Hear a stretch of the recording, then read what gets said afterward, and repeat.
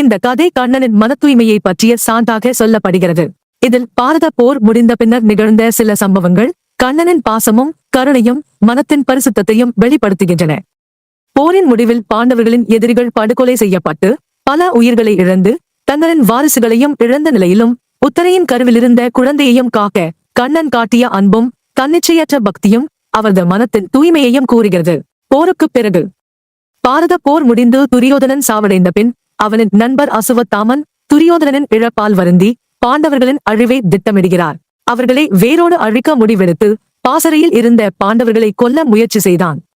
ஆனால் கண்ணன் அதனை அறிந்து பாசறையில் இருந்தவர்களை வேறு இடத்துக்கு அழைத்துச் சென்று பாதுகாப்பாக வைத்தான். அசுவத்தாமனின் ஆவேசம். அசுவத்தாமன் பாண்டவர்களை கொல்ல நினைத்து பாசறைக்குள் புகுந்தான். ஆனால் அவன் அங்கே பாண்டவர்களை தவறாக எண்ணி பாஞ்சாலியின் புதல்வர்களை பாண்டவர்கள் என்று கருதி அவர்களது தலையை அறுத்துவிட்டான். இதனால் பாண்டவர்களுக்கு பின்னர் நாட்டை ஆள்வதற்கு அவற்றின் வாரிசுகளும் இனி இல்லை என்ற நிலை உருவானது. இதனை அறிந்த தருமர் மிகுந்த கவலையுற்றார். உத்தரையின் கருவும். தருமருக்கு ஒரே நம்பிக்கை அபிமன்யுவின் மனைவி உத்தரையின் கருவிலிருந்த குழந்தைதான். அது பிறந்தால் தங்கள் தமக்குகளுக்கு ஒரு வாரிசு இருக்கும் என்ற நம்பிக்கை அவரது மனதில் ஏற்பட்டது. ஆனால் அசுவத்தாமன் பிரமசிரசு என்கிற அம்பை உத்தரையின் கருவை காக்கும் குழந்தையை அழிக்க நோக்கி ஏவினான். கண்ணனின் கருணை. கண்ணன் உடனே அவன் அம்பு மகளிரின் கருவை அழிக்கவில்லை என்றாலும் அதில் உள்ள சிசுவை கருக்கச் செய்துவிட்டது. பிறகு உரிய காலத்தில் உத்தரை குழந்தை பெற்றாள். ஆனால் குழந்தை இறந்தே பிறந்தது, கரிக்கட்டைதான் பிறந்தது. இது எல்லோருக்கும் மிகவும் பெரும் துயரத்தை அளித்தது.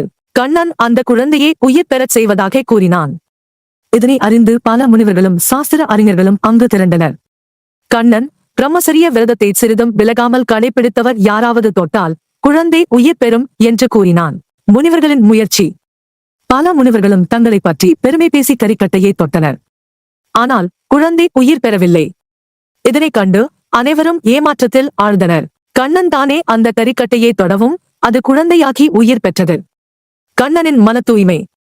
இதனை பார்த்த அனைத்து முனிவர்களும் கண்ணனை வியந்து தங்களின் தோல்வியை ஒப்புக்கொண்டனர். கண்ணன், நான் பல்லாயிரம் மங்கையருடன் இருந்தும் என் மனம் மகிழ்ச்சி கொண்டு மனத்தில் குற்றமின்றி இருந்தது. அதனால்தான் கரிக்கட்டை உயிர் பெற்றது. மனம் மாசற்று இருக்கும்போது எந்தவிதமான உறவுகளும் நிரம்பும் என்று பகவத்கீதையில் கூறினேன். அந்த சத்தியத்தை நான் அனுபவித்தேன் என்று விளக்கினான். கதை வரையறை. இக்கதை கண்ணனின் நிலைத்த மன தூய்மையையும் கற்பனையையும் மற்றவர்களை பொறுத்து இருப்பதையும் காட்டுகிறது. இதனால் நாம் அவரை தாமரை இலை மீது தண்ணீர் போன்று பந்தம் இல்லாமல் இருக்க கற்றுக்கொள்ள வேண்டும். கண்ணனின் இதே நிலைப்பாட்டை நினைவில் வைத்து வாழ்வது நம் வாழ்க்கையில் ஏற்படும் சிரமங்களை சமாளிக்க நம்பிக்கையை அளிக்கும்.